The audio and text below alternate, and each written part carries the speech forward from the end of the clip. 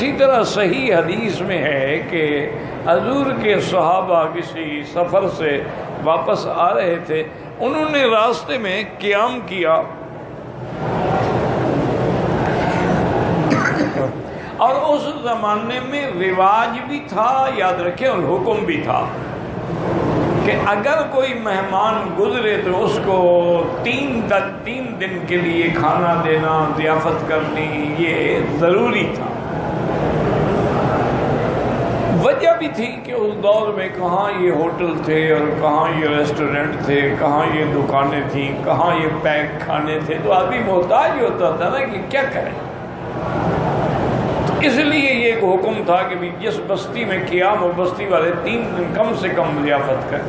ہاں، اگر وہ امیر کہہ دے کہ بھی ہمارے پاس ہے سب کچھ، لیکن سنت یہی ہے کہ اگر کوئی ضیافت کرے تو قبول کی جائے۔ تو صحابہ نے ان کو بتلایا کہ ہم مسافر ہیں، سفر میں ہیں اور ہمارے پاس کچھ بھی نہیں ہے کھانے پینے کا، تو آپ لوگ جو ہیں ہمیں دیں۔ انہوں نے کہا جی ہم نہیں دیتے، نہیں ہے تو ہم کیا کریں۔ تھوڑی دیر گزری کہ ایک آدمی ان کا دوڑتا ہوا آیا، کہنے لگا حل فیکم راکن، تمہارے اندر کوئی ایسا بندہ بھی ہے جس کو کلام پڑھنا آتا ہو، رقیہ پڑھنے آتا ہو، منتر پڑھنا آتا ہو؟ انہوں نے کہا کیوں، کیا بات ہے؟ انہوں نے کہا کہ ہمارا جو امیر ہے نا اس بستی کا، اللہ کو الحی، اس کو اطرب، اس کو بچھو نے کاٹا ہے، اور وہ پہاڑی بچھو ہوتے تھے، اللہ معاف کرے، بڑے زہریلے، اور پھر دیہات میں اس کا کون سا علاج تھا؟ تو ایک صحابی نے کہا کہ ہاں مجھے آتا ہے، میں پڑھتا ہوں رقیہ۔ انہوں نے کہا مہربانی کرو چلو ہمارا امیر تک۔ انہوں نے کہا نہیں، اب آپ لوگوں نے ہمیں کھانے تک نہیں پوچھا ہے اور ہم جا کر آپ کے امیر پہ جا کے پڑھتے رہیں۔ میں تو 40 بکریاں لوں گا اگر تمہارا امیر ٹھیک ہو جائے۔ انہوں نے کہا جناب ہم 40 دیں گے، چلو۔ وہ صحابی کو لے کے چلے گئے، انہوں نے آ کے پڑھا، اور پڑھنے کے بعد وہ دم کرتے رہے، ہاتھ پھیرتے رہے۔ تھوڑی دیر گزری تو اس نے کہا بھی مجھے آرام ہو گیا، تکلیف میری ختم ہو گئی۔ انہوں نے کہا جی کن سے؟ انہوں نے کہا بالکل 40 بکریاں دو۔ 40 بکریاں لے لی۔ جب واپس آئے تو انہوں نے کہا بھائی ان میں 1-2 بکریاں ذبح کرو، کھانا پکائیں، کھائیں۔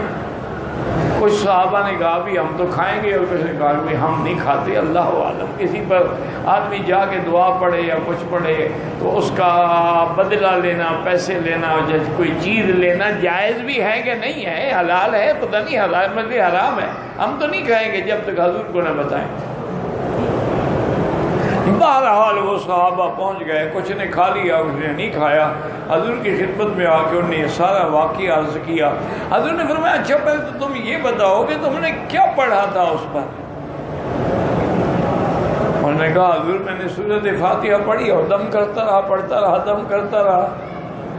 انہوں نے کہا تمہیں کس نے بتایا تھا کہ سورۃ فاتحہ پڑھنے سے یہ ٹھیک ہو جائے گا؟ انہوں نے کہا حضور آپ نے نہیں فرمایا تھا کہ اس کا نام شافی ابھی ہے، شفا والی صورت ہے؟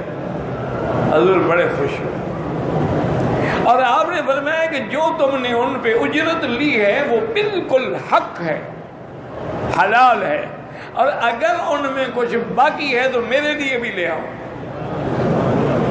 اس لیے علماء کہتے ہیں کہ اگر کوئی عالم، کوئی بزرگ کسی وظیفے پہ، کسی تعویذ پہ کوئی اجرت لیتا ہے تو وہ حرام نہیں ہے، وہ جائز ہے، حتیٰ کہ شرط کر کے بھی لے سکتا ہے، جیسے صحابی نے شرط کی کہ میں 40 بکریاں لوں گا پھر پڑھوں گا۔ تو بہرحال یہ ہے کہ سورۃ فاتحہ جو ہے یہ بہت بڑی نعمت ہے اور بہت بڑی عظمت والی سورت ہے اور شفا۔ ایک دفعہ ایک صحابی آئے حضرت عبداللہ ابن عمر رضی اللہ عنہما کی خدمت میں، انہوں نے کہا کہ یا عبداللہ ابن عمر کیا بات ہے، حضور کے زمانے میں صحابہ فاتحہ پڑھتے، دم کیا ٹھیک ہو گیا بندہ، اب ہم 100 دفعہ بھی پڑھیں تو بندہ ٹھیک نہیں ہوتا۔ تو آخر کیا وجہ ہے؟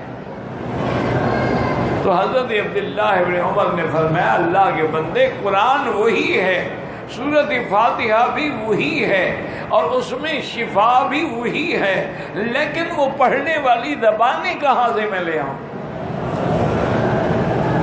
وہ پاک زبانیں تھیں، وہ پاک لوگ تھے، اندر باہر سے پاک تھے، رزق حلال تھا، صدق مقال تھا، اور وہ جو کچھ بھی پڑھتے تھے اللہ پاک اس میں شفا عطا فرماتے تھے۔